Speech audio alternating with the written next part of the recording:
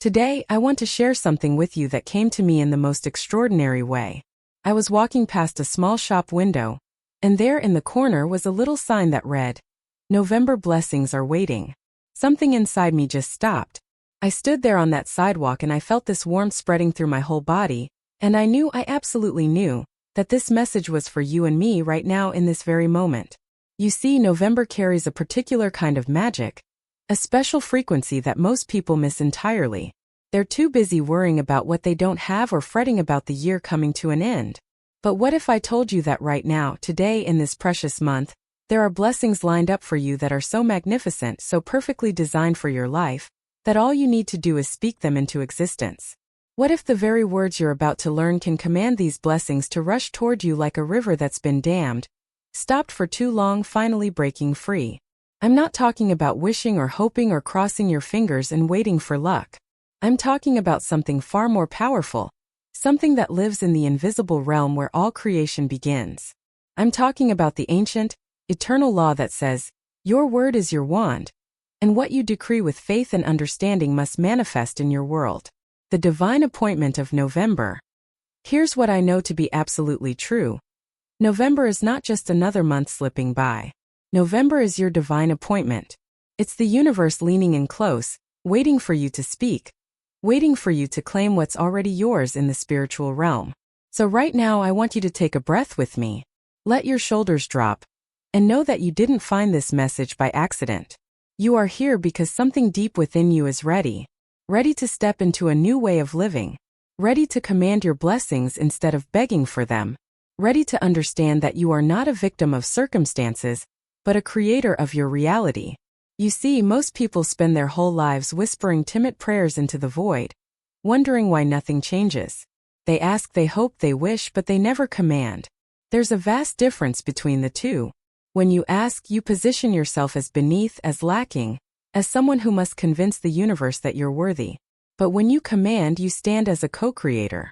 You recognize your divine inheritance. You speak from a place of authority that was given to you the moment you were born. Stop begging, start commanding.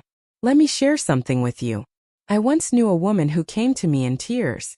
She'd been praying for financial relief for years. Every night she'd get on her knees and beg God to send her money, to help her pay her bills, to rescue her from poverty.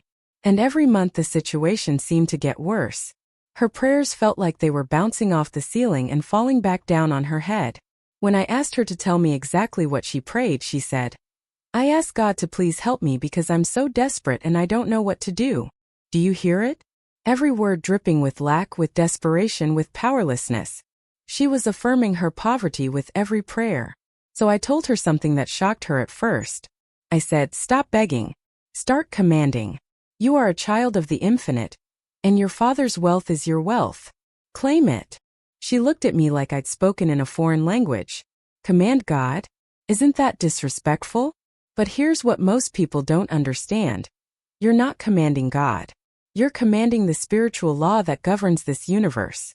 You're activating the divine principles that are always working, always responding, always saying yes to the vibration you send out. God isn't a distant king who might grant you favor if you grovel convincingly enough. God is the very substance of abundance itself, flowing through you, waiting for your recognition, waiting for your word to take form. So this woman, trembling at first, began to change her words. Instead of, "Please help me, I'm desperate," she started declaring, "Infinite abundance flows to me now. Every bill is paid with ease. Money comes to me from expected and unexpected sources." She spoke these words with conviction, even when her bank account said otherwise, even when the bills kept coming. The bridge and the blessing. Now here's what happened next, and pay attention because this is where most people stumble.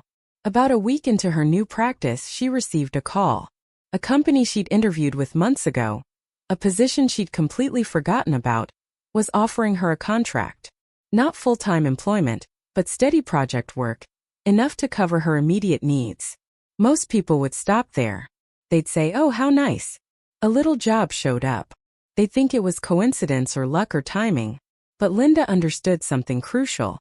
This wasn't the final manifestation. This was the bridge. This was the universe responding to her shift in consciousness by creating a pathway.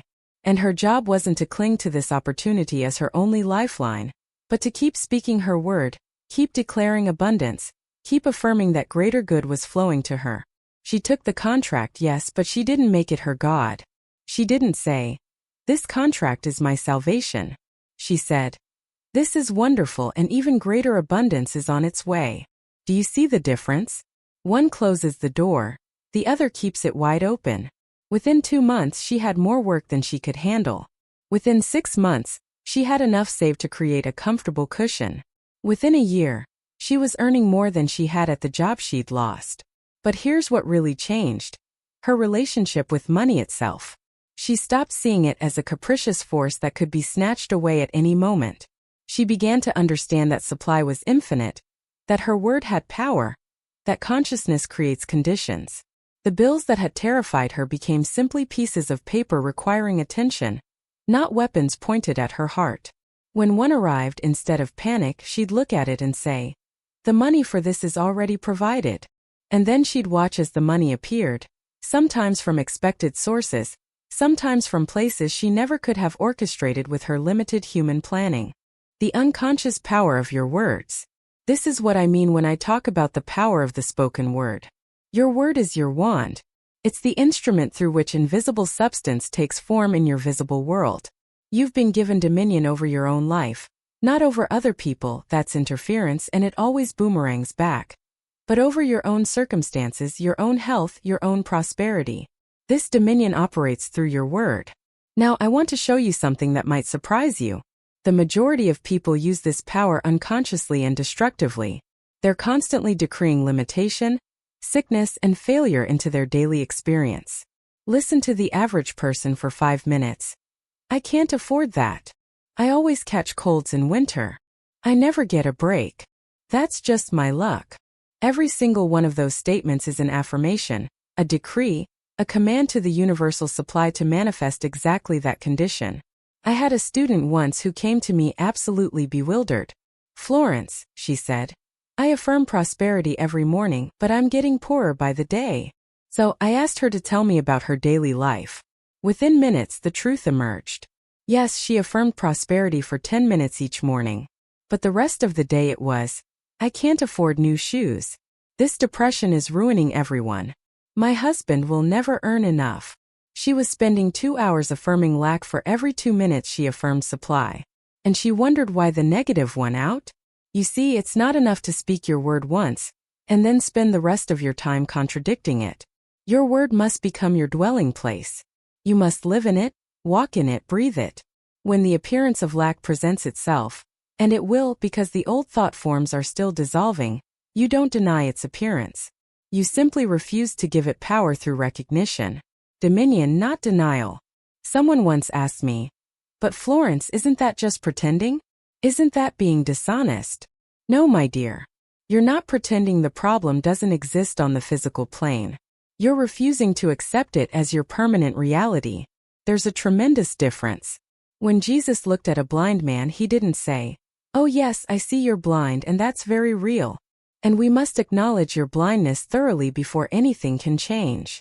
No, he said, "Receive your sight." He spoke to the perfect spiritual reality, not to the temporary appearance. And the blind man saw. Your word carries creative power when it aligns with truth. When you say, "I am healed," you're not lying about symptoms. You're declaring the eternal spiritual reality that supersedes the temporary physical condition. You're calling those things that be not as though they were, as the scripture instructs. This is not denial. This is dominion. I once knew a woman who was told by doctors that her condition was progressive and incurable. She listened politely, thanked them for their professional opinion, and then went home and said, "That's interesting, but God says something different." Every morning she stood before her mirror and declared, "I am whole. I am perfect as God created me. This body reflects divine order." Did her symptoms vanish overnight? No. But something more important happened first. Her consciousness shifted. She stopped identifying with the illness. She stopped introducing herself to the illness every morning through worry. She withdrew her creative energy from the problem and invested it entirely in the solution. Within months, her doctors were baffled. Within a year, they called it spontaneous remission. She called it natural law finally being allowed to operate without interference. Your word is the seed. The word you speak over your situation is creating your tomorrow right now, in this moment. If you say, "I'll never get ahead financially," your subconscious mind, which takes orders not suggestions, says, "Yes, sir," and goes to work arranging circumstances to prove you right. If you say, "I always attract the wrong people," your inner creative power faithfully manufactures more wrong people for you to meet. You wouldn't plant tomatoes and expect roses. Why do you plant words of lack and expect a harvest of abundance? Your words are the seeds. Your life is the garden. You're the gardener holding the packet, deciding what grows in your soil. I've watched people transform their entire existence by changing one habitual phrase. A woman came to me drowning in financial worry. Every morning she'd wake up and say, "I can't afford anything. Money runs through my fingers like water." And it did. No matter how much came in, it vanished. I asked her to change just one statement. Every morning instead. "Money flows to me easily, and I am a wise steward of abundance." She resisted at first. "But it's not true," she protested. I said, "Neither was your old statement helping you, was it?" Within 3 weeks, an unexpected inheritance arrived. Within 2 months, she received a promotion she hadn't even applied for. The circumstances didn't change because she convinced the universe with her words. They changed because she stopped blocking her own good with statements of lack. This isn't magical thinking. This is spiritual law, as reliable as gravity. You cannot receive what you refuse to accept in consciousness. You cannot attract what you're constantly denying. The obedient power within you. Listen to yourself for just one day. Really listen. Count how many times you speak against your own desires. "I never get what I want. I'm always unlucky. Things never work out for me. I can't seem to get ahead. I'm so tired of struggling." Every single one of those statements is an instruction to your subconscious, an order to the creative power within you. And that power is obedient. It says, "Your word is my command." It doesn't judge your command. It doesn't argue with it. It doesn't say, "Are you sure? That seems difficult." No, it simply takes your word and begins to work with the substance of the invisible to bring forth the thing you've declared. This is why you must become conscious of what you're saying, not just with your mouth, but with your habitual inner voice, the voice that narrates your day, the voice that reacts to circumstances. Because that voice is constantly giving orders. I worked with a woman once who came to me exhausted, drained, barely able to hold herself upright. And she kept saying, "This life is just wearing me out. Everything is such a burden. I'm being worn down to nothing." And I said to her, "My dear, stop giving that order." She looked at me confused. She thought she was just describing her situation. But I explained, "You're not describing it. You're decreeing it. Every time you say, 'This is wearing me out,' you command your energy to deplete. You order your body to weaken. You instruct the universe to send you more things that feel like burdens." She was astonished. It had never occurred to her that her words were creating her experience, not reflecting it. So we changed the order. We crafted a new statement. Infinite energy flows through me now. I am divinely sustained in all my activities. Every task is accomplished with ease and joy. At first it felt like a lie to her. Her body still felt tired. Her responsibilities still felt heavy. But I told her, say it anyway. Say it especially when it feels untrue because you're not reporting the news. You're making it. Within 2 weeks something shifted. Her energy returned. Not because her circumstances changed, they didn't. She still had the same job, the same household, the same demands. But she changed. Her inner decree changed. And the creative power, ever obedient, responded to the new command. This is the power you hold. The power of decree, of declaration, of the word made flesh. The farmer's faith. And here's what most people miss. You're already using this power every single day.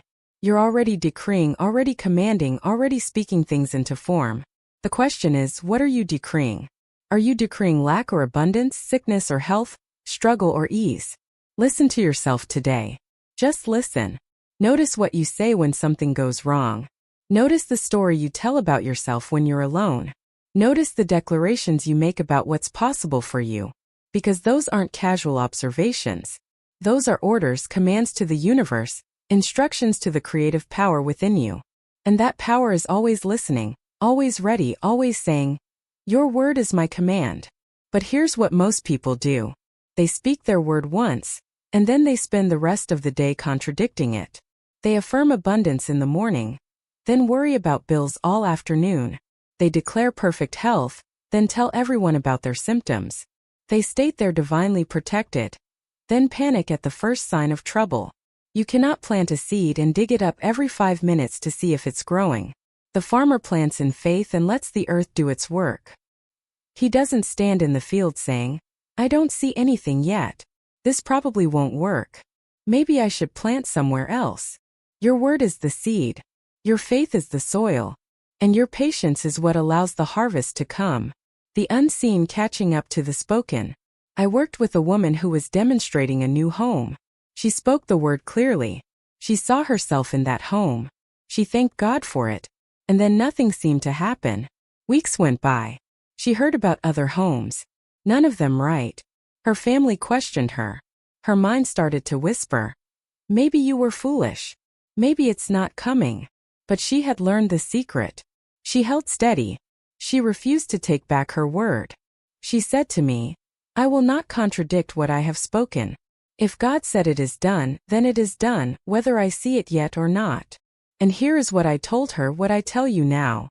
There is no time in the mind of God. What you have spoken in faith already exists in the invisible realm. It is as real there as the chair you're sitting in. Your only job is to keep the channel open until it manifests in the visible. This isn't about forcing. It's not about straining or pushing the universe. It's about standing firm in your word while you wait for the seen to catch up with the unseen. The woman got her home. Not eventually, not barely, exactly as she had envisioned it, at exactly the right moment, in a way she could never have orchestrated herself. And this is what most people miss. The demonstration of your word happens in the invisible long before it appears in the visible. By the time that check arrived, by the time that apartment opened up, the entire spiritual machinery had already completed its work. The woman wasn't lucky. She was aligned. She had set a definite cause in motion through her spoken word. And the universe, being law, being principle, had no choice but to produce the corresponding effect. Faith is expectancy without anxiety. This is why I say your word is your wand. Not because it sounds mystical, but because it functions according to exact spiritual law. You are not begging. You are not hoping. You are decreeing. And a decree, when spoken with faith and expectancy, rearranges the invisible substance of the universe to match the pattern of your word. Now, let me be clear about something that trips people up constantly. Faith is not a feeling. It is not enthusiasm. It is not emotional intensity. Faith is expectancy without anxiety. It is the quiet inner knowing that what you have spoken is already done in the spiritual realm and will manifest in the material realm at the divinely appointed time. You don't need to feel confident. You don't need to manufacture excitement. You simply need to know.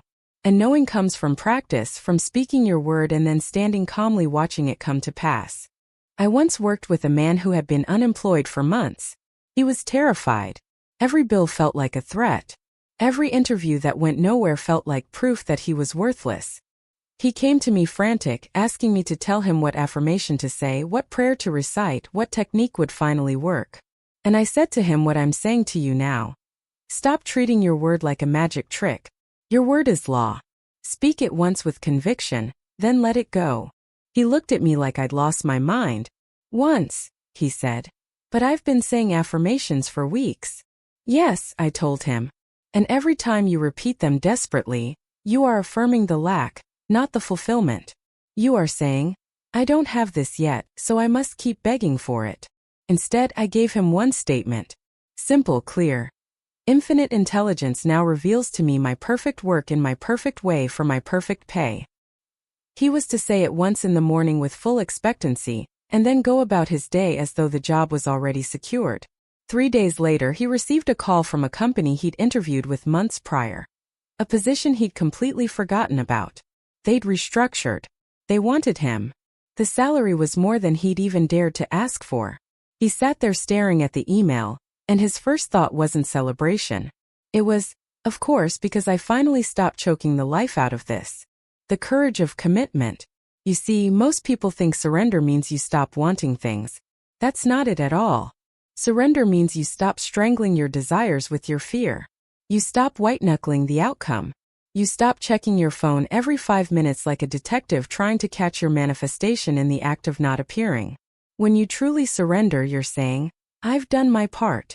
I've set the intention. I've held the vision. Now I trust the universe to deliver this or something better in the perfect timing. And here's what nobody tells you about that, or something better part. Sometimes the universe is bringing you exactly what you asked for, but your panic is blocking the delivery truck. Your anxiety is literally standing in the driveway with arms crossed turning away your own good. I worked with a woman once who was desperate to sell her house. Desperate. She needed to move for a job and the house had been sitting on the market for months. Every day she'd walk through the rooms practically begging the walls to attract a buyer. She'd rearrange furniture, light candles, do every ritual and prayer you can imagine. But it was all soaked in fear. Every action was basically her screaming at the universe, I don't trust you. I don't think this is going to work. I have to force this to happen. I told her, you need to make peace with staying. She looked at me like I'd suggested she set the place on fire. But she did it. She unpacked one box she'd been keeping sealed just in case. She bought a new plant for the living room. She stopped apologizing to the house for wanting to leave it. 3 days later, she had 2 offers. The universe doesn't respond to your secret wishes. It responds to your public declarations, to the energy you're broadcasting through your actions. When you stop hedging your bets, when you stop keeping one foot in the old reality while hoping for a new one, everything shifts. I've watched this pattern repeat itself across every area of life. The person who keeps their resume updated just in case while claiming to love their job. The one who maintains an active dating profile just to see what's out there while saying they're committed to their partner. The entrepreneur who keeps their backup plan polished and ready while supposedly building their dream. You're divided. Divided attention creates divided results. You cannot serve 2 masters, as the ancient wisdom tells us. You cannot simultaneously prepare for success and failure. Every action you take is a vote for the reality you're creating, and the universe counts every single vote. Here's what makes this so challenging. We've been taught that keeping backup plans is wisdom, that hedging our bets is intelligence, that protecting ourselves from disappointment is maturity. But this isn't wisdom. It's fear wearing a respectable disguise. It's doubt dressed up as prudence. The person who says, I'm committed to this relationship, while keeping their ex's number saved under a fake name, isn't being wise. They're being divided. The artist who says, I'm pursuing my creative path, while spending their energy maintaining a career they hate, isn't being responsible. They're being conflicted. And the universe responds to what you're doing, not what you're saying. True commitment requires vulnerability. It requires the courage to burn your ships, to cut off your retreat, to move forward without a safety net. Yes, this feels terrifying. Yes, it goes against everything you've been taught about being realistic and practical. But here's what I know. The moments of greatest transformation come when you release your grip on the familiar and trust yourself to something new. Every day you're making these choices. Every day you're either deepening your commitment or maintaining your escape routes. And the universe is watching, waiting to see what you truly command.